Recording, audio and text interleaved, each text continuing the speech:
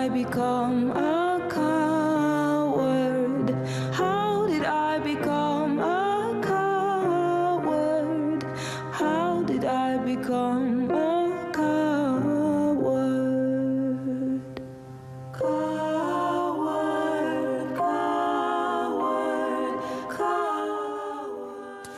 Yael Naïm et Coward, c'est son dernier clip. Nicolas, bonsoir. Bonsoir Mohamed. Et derrière la caméra, on l'a dit donc, un certain Stromae, artiste belge. C'est la première réalisation de Stromae. Dans ce clip, il a imaginé Yael Naïm en super-héroïne à la retraite. L'histoire d'une femme âgée qui refuse en fait de se confronter au temps qui passe. On regarde à nouveau un extrait.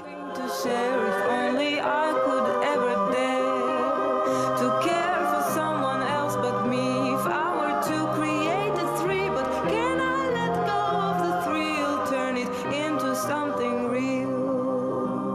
But how did I... Stromae avoue avoir pleuré la première fois qu'il a écouté ce morceau, un morceau qu'il a tout simplement donc chamboulé. Stromae, vous savez, Mohamed, il a décidé de mettre sa carrière solo entre parenthèses et de s'éloigner de la scène pour quelques temps. Et donc voilà, c'est sa première réalisation derrière la caméra. Nul doute qu'il devrait y en avoir beaucoup d'autres. Il a finalement beaucoup de talent, ce garçon.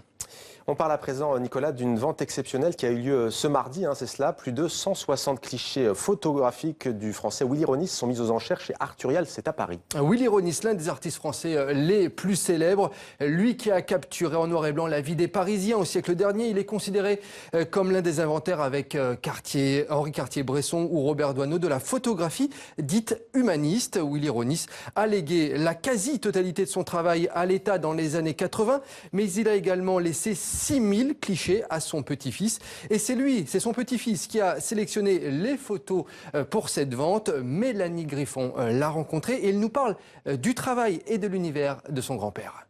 Sous le ciel de Paris s'envole une chanson. Elle est née d'aujourd'hui dans le cœur d'un garçon. Mon grand-père avait une grande empathie envers son prochain, mais il avait surtout rigueur de composition dans l'instant, disons de la rue, dans l'instant, disons, volé au continuum du temps.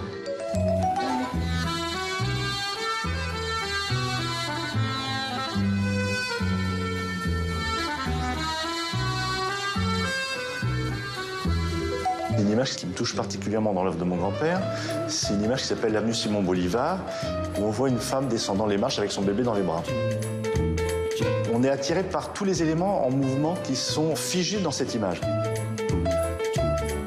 Ce qui est assez amusant, c'est qu'il a découvert, 50 ans après avoir fait cette image, qu'il y avait un chat caché en bas des escaliers. On ne peut pas le voir au premier regard, dans la mesure où il y a déjà énormément de choses visibles.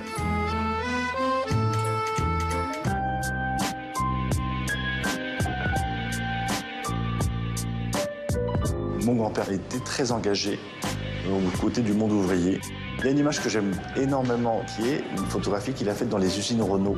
Les ouvriers sont uniquement présentés par leurs ombres. Le seul élément figuratif de l'image, c'est le feu qui brûle au premier plan. Tout le reste, c'est que brume et ombre. Elle est empreinte du travail, de la sueur des ouvriers. C'est une image emblématique à mes yeux.